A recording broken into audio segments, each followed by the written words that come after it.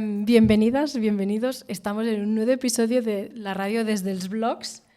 Nos acompaña Kali Akuno, miembro de la Cooperation Jackson, y Guadalupe, que hará la traducción para vosotras.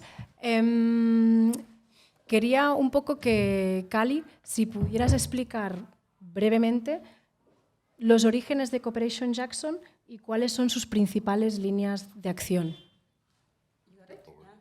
The origin and what are the main lines of work. Mm-hmm.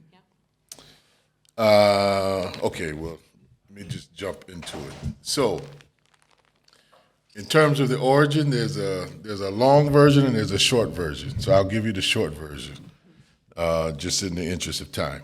A couple of things I think are critical to start with. Cooperation Jackson is officially 9 years old, but the work to really establish it goes back a lot longer than that. And I say that because I don't want to give folks the misimpression that when you look at what we've accomplished in 9 years, you're like, oh, that's a tremendous amount. How did they do that in that short period of time? There was a lot of work that happened before the organization was launched to even make it possible.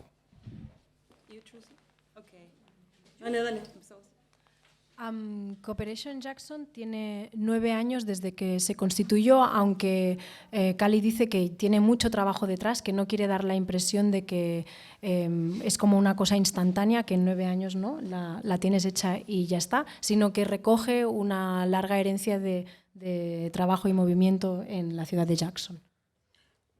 So by way of example, and because it's something similar to what you all are doing, so we started saving money to buy land for our community land trust. We started doing that in 2001, and we didn't buy our first piece of land until 2013, so 12 years later. And we would just save up money. It was a group of us. When it got at its largest point, I think it was about 100 of us, and we each had to put in $50 a month minimum to be a part of this particular collective and pool. And so when we went to actually buy some land 12 years later, we had close to $1 million. Más o menos, que no he anotado, pero dice que en un proceso similar al que estamos haciendo aquí, como de recuperar espacios e infraestructuras, ellos empezaron como a ahorrar dinero para poder comprar tierras de la Community Land Trust durante 12 años. ¿No? Dice que aproximadamente como 100 personas durante 12 años pusieron $50 cada mes y al final tenían $1 millón. ¿Sí? ¿Es correcto? Y con eso pudieron como acceder a compra de tierras. Que primero, first of all, it was for agriculture, the land you buy, you bought. Yes and no. Vale, he preguntado si que creía que primero habían comprado tierras para plantar, pero dice sí, ¿no?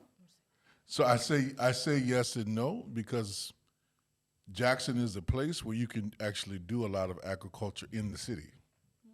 So the point was to buy as much land as possible. Whether it was commercial land, whether it was farming land, we wanted to buy as much land as possible. And that still remains an objective because our aim is to take it, put it in the community land trust, and decommodify as much of it as possible, right? So we can control the terms and conditions of how the land will be used and it not be dictated by the land speculation and the commodities market. Bueno, lo que dice es que sí, ¿no? Porque si bien en Jackson el territorio ya está, se puede hacer agricultura, lo que quisieron es apropiarse de esos territorios como para imponer sus propias reglas y decidir sobre esos territorios en sus usos, ¿no?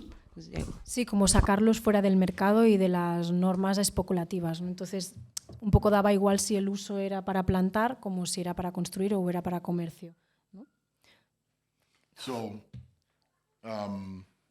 So Cooperation Jackson is an instrument of a particular strategy that we developed called the Jackson-Kush Plan. And this strategy is long in the making. I mean, I would say really the core origins of how we have moved on it now go back to 1971, which is a year before I was even born. So it has some roots to it. Habla de las raíces de esta propia, estas acciones, que es del 1971, un año incluso antes de que él naciera, están las raíces de estos movimientos, pero what are those roots? What are those roots? Yeah. So the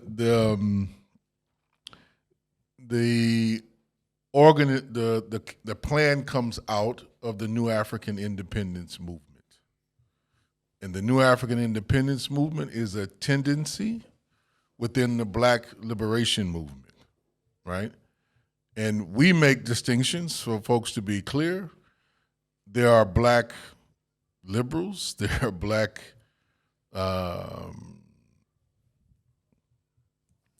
conservatives or reactionaries, and then there are Black revolutionaries. Mm-hmm.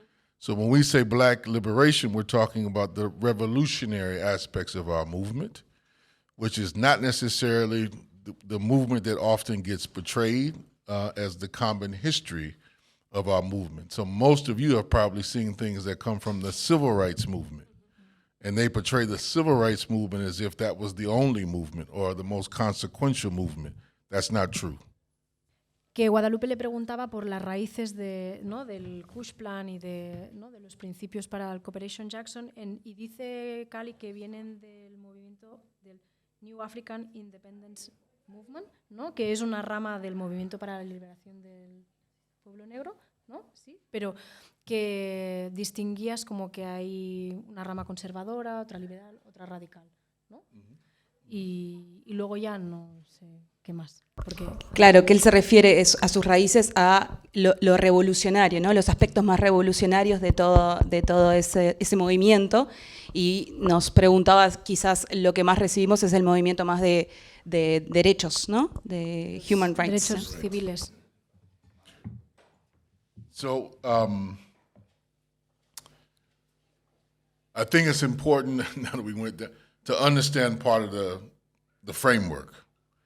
So, our movement starts with the position that the United States is a settler colonial empire that has no right to exist, right? That it is an illegal entity that is only there by force, and that it can do more damage with its military and its might and its aggressive stance to enforce all of us to abide by its rules and live by its rules. We do not assume in our movement or proclaim in any form or fashion to uphold the United States as a democracy. We argue with folks very clearly, this is not a democracy, it's never been a democracy, and as long as those folks are in charge, it never will be a democracy. Y quiere que esté bien claro qué visión tienen sobre Estados Unidos como país, que no tiene derecho a existir, que nunca lo tuvo, y que la única forma que se mantiene ahí es por fuerza y que pueden hacer mucho más daño. Harm, no? More harm, you said. ¿Y qué más? Que en realidad no es un Estado democrático, que se dice democracia, pero no lo es. Soy yo.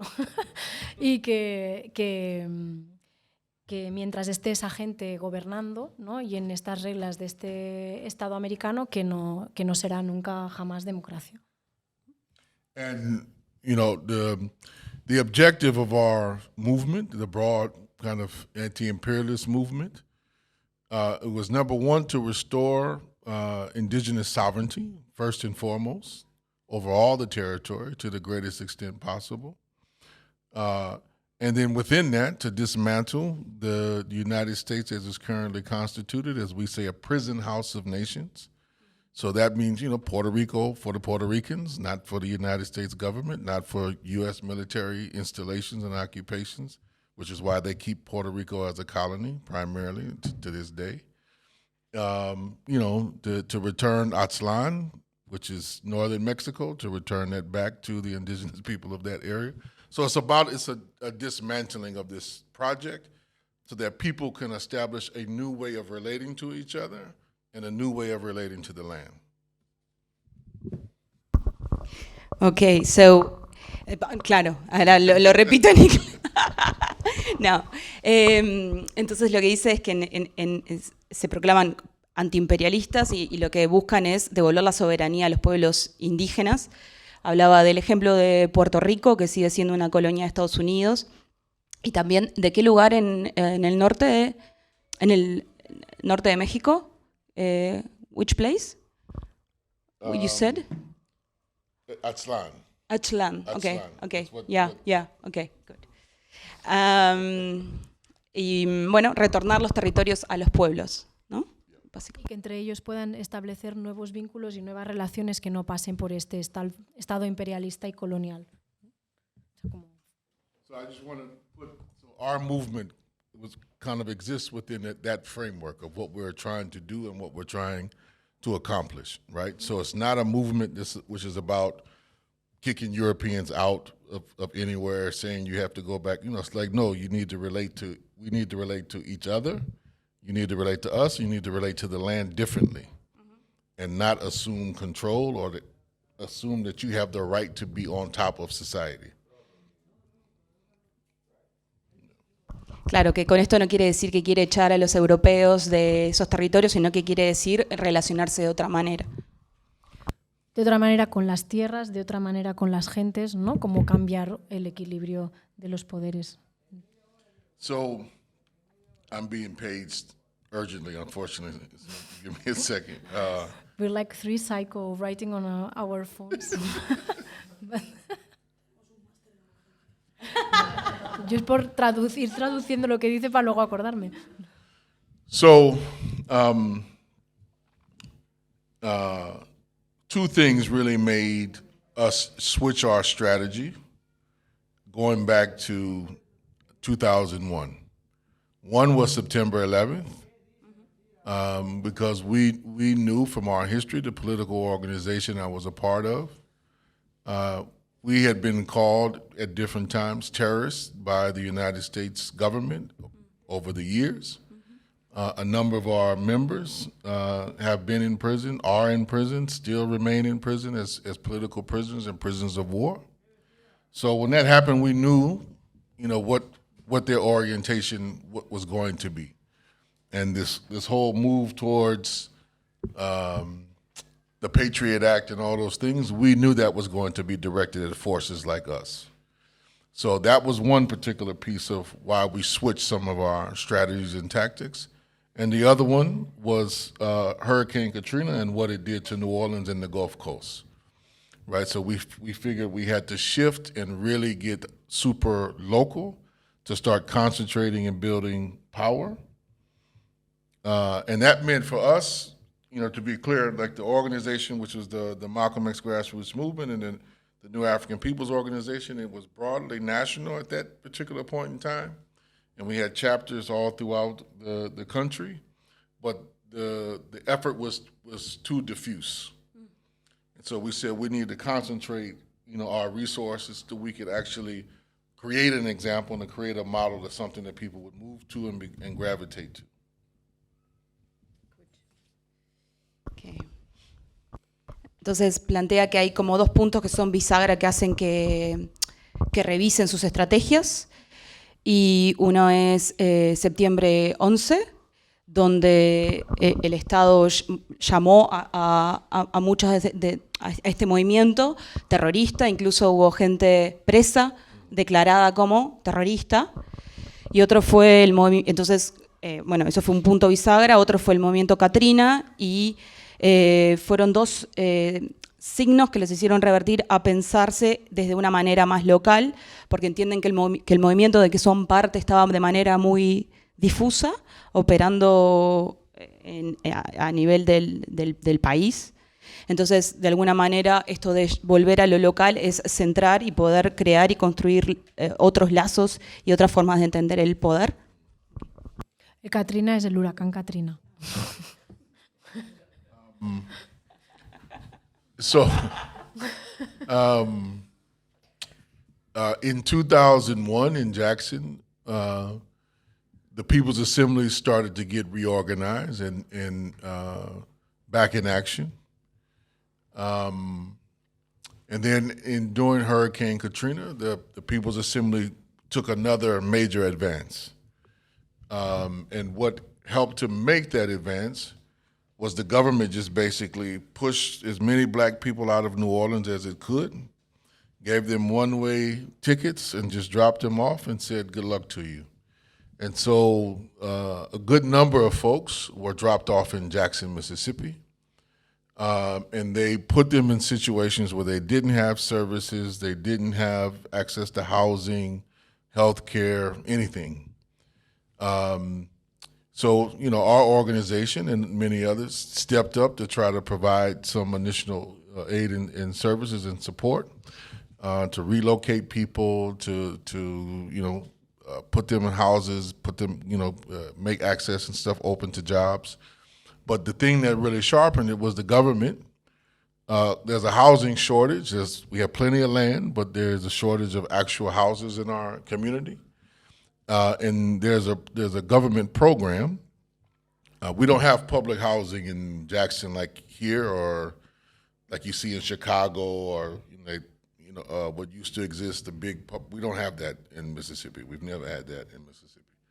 But we have these kind of vouchers that they give people who are on the public housing charter, and that you get an individual home. And so there was a list that the government had that had a 10-year waiting list on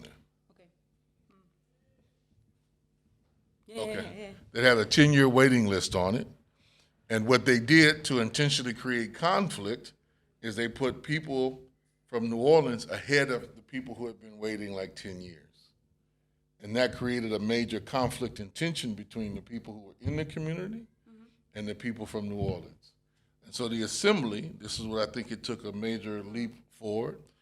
The Assembly said, no, let's come together and we're gonna change this, right? Because we're not fighting each other. The problem is not us, the problem is the government. Like, they created this contradiction, not us.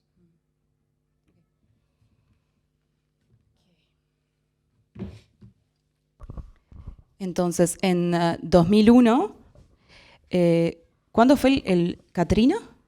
When was the Katrina? 2005. 2005, ok, 2005 Katrina.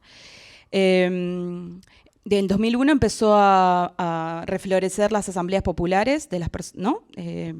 People's Assembly. Yeah. Entonces,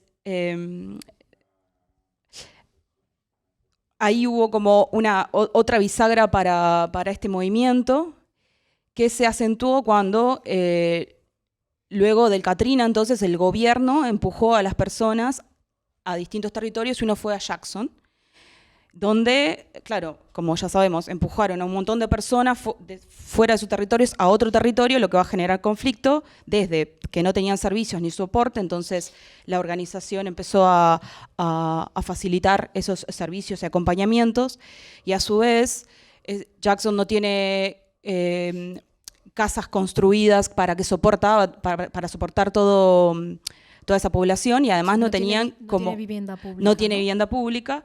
Entonces lo que tenían son unos vouchers individuales para acceder a esas viviendas, pero tenían una lista de espera de 10 años, ¿no? Cada persona que tenía eso debía esperar 10 años para poder tener vivienda.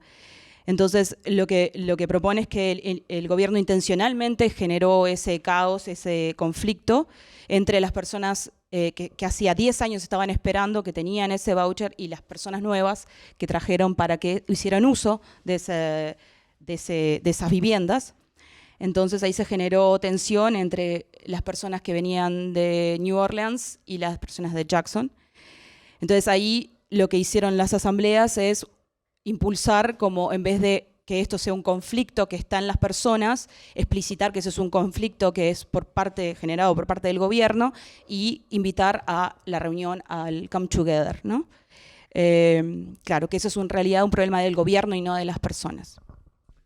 So After a couple of months in 2006, we won that fight with the government, with the federal government, and we won that they had to surrender how that process was administered to the community, and the community then determined who was going to get housing and when, right, and where. So it took it out of their hands, and the second it took it out of their hands and did it amongst ourselves, that contradiction went away. But what people learned, you know, in a new way, at least a new generation, was the power of you know, the how would you say, how to wield collective power, right? How to actually wield in you know, community power. And the People's Assembly then took on a new form and then took on some new tasks about shaping and developing the politics of Jackson. And it was from that particular piece over the course of the next like 2 years that the Jackson Kush Plan in the form it's in now took shape. Entonces, luego de unos meses ganaron esa batalla que hacíamos referencia antes y la comunidad terminó determinando quiénes tomaban las viviendas.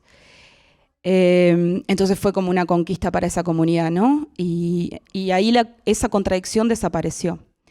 Pero las personas aprendieron que cómo empoderarse de ese poder colectivo, cómo hacer ese poder colectivo y lo que produce ese poder colectivo. Y así fueron dando forma y desarrollando lo que termina siendo el movimiento actual, ¿no? Yes. Entonces, todo eso eran the origins. Yes. Yes. So, coming out of that period, the Assembly decided on 3 fundamental things that defined the Jackson Kush Plan. So one was to extend its power and influence, right, to kind of make the Assembly itself a direct instrument of direct democracy in the community, to do 2 things. One was to contain the government and the power of the government, and the 2 was to enable the people to do as much self-governing as possible. The second thing was to try to control the municipality through running independent electoral politics, so not as Democrats, not as Republicans, but things directly from the social movement. And the third thing, which is where we come in, was to build the social and solidarity economy, to build a new type of economy so that we would kind of build the productive forces in our community, which is pretty low, for at least for autonomous production. And the other part was to take what exists and try to appropriate it so that we own and control the means of production.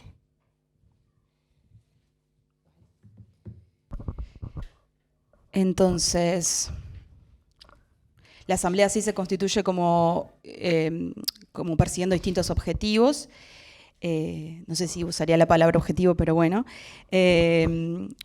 Como una forma de acción democrática directa, de alguna manera para contener el poder del gobierno, ¿no? Estar ahí, y a su vez para promover que las personas se empoderen, ¿no? The power to the people, ¿no? Yes. Y a su vez también promover que la municipality, you said, right? Que la municipalidad, en vez de depender de los partidos políticos, sea más local, ¿no? Yes. De los movimientos sociales del lugar. Y también, finalmente, promover también la economía social y solidaria, que ahí un poco me perdí, como que habían pocas cosas, pero que de alguna manera recuperaron lo que había y lo transformaron. So, also, because the second part is that you claimed for independent candidates for the municipality, isn't it? O sea, que cuando habla de los partidos, claro, en Estados Unidos está como demócratas y republicanos, ¿no? Como un bipartidismo muy fuerte, y ellos lo que apostaron es porque hubiera como otras gentes como con listas con independientes que no formaran parte de estos 2 grandes bloques y se pudiera como diversificar y como intentar entrar en estas instituciones desde otro lugar.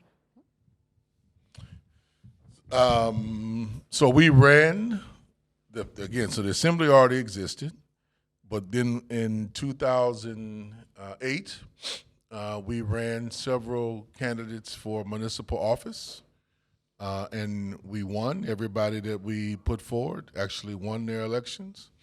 And then in 2013 was the next round, and we put forward, pretty much the same slate of candidates for re-election or for new elections, and 75% of them won. Right, a few people lost, but most of our people won. And that time, we won the office of the mayor. Right,